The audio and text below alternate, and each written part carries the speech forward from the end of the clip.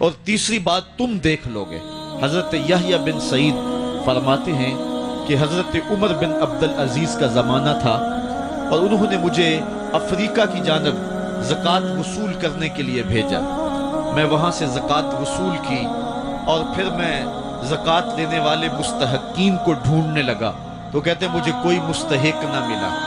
پھر میں غلام پکڑتا اور اس کے پیسے دے کے اس کو آزاد کرواتا چلا جاتا۔ حضرت عمر بن عبدالعزیز کا زمانہ ہے کہ گورنر ہے عراق کا، وہ حضرت عمر بن عبدالعزیز کو لکھتا ہے کہ اتنی رقم ہے، اس کا کیا کرنا ہے؟ تو عمر بن عبدالعزیز کہتے ہیں رقم لے کے یہاں نہ آنا، وہاں عراق کے لوگوں میں بانٹ دو، جو زکوٰۃ کے مستحق ہیں ان کو تقسیم کر دو۔ تو گورنر لکھتا ہے جو مستحق ہے ان کو دے دی، اب کوئی مستحق نہیں رہا تو میں کیا کروں؟ تو حضرت عمر بن عبدالعزیز کہتے ہیں جو مقروض ہیں ان کا قرض اتار دو۔ تو کہتے ہیں کہ ہاں قرض بھی میں نے اتار دیا ہے، رقم پھر بھی بچ رہی ہے، کیا کروں؟ تو حضرت عمر بن عبدالعزیز نے پھر لکھا جو شخص شادی کرنا چاہتے ہیں ان کا حق مہر ادا کر دو۔ میں نے کہا کہ وہ بھی کر دیا ہے، رقم پھر بھی بچ گئی ہے، اب کیا کروں؟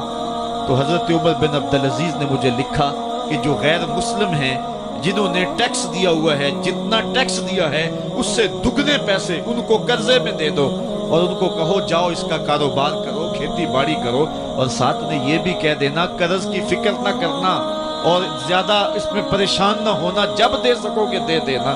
یہ دور بھی پھر اسلام نے دیکھا اور یہ گھڑیاں بھی دیکھی، جب چیتھڑے پہنے ہوئے تھے، جب پیوند لگے لباس پہنے تھے، جب پیٹ میں ڈالنے کے لقمہ بھی نہیں تھا، اللہ کا دین اس وقت بھی غالب تھا۔ اور جب گلیوں کے اندر ریشم بکھرا ہوا ہوتا تھا کوئی اٹھانے والا نہیں تھا، دین اس وقت بھی غالب تھا۔ دین کا غالب ہونا یا نہ ہونا اس کا تعلق جو ہے وہ مال و دولت سے نہیں ہے۔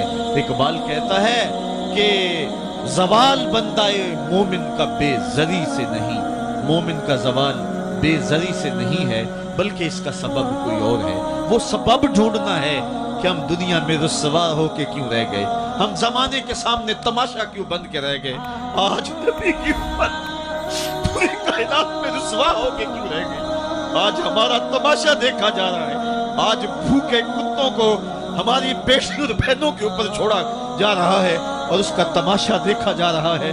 کیا ہم نے یہ دن بھی دیکھنے تھے؟ ہم نے سراغ لگانا ہے۔ دولت کی قلت اور کثرت یہ ثانوی چیزیں ہیں۔ ہم نے تاریخ میں دیکھا ہے ہم کبھی مالی طور پہ کمزور تھے، رسوا نہیں ہوئے، مال زیادہ ہو گیا رسوا نہیں ہوئے ہیں، رسوائی کے سبب کوئی اور ہے۔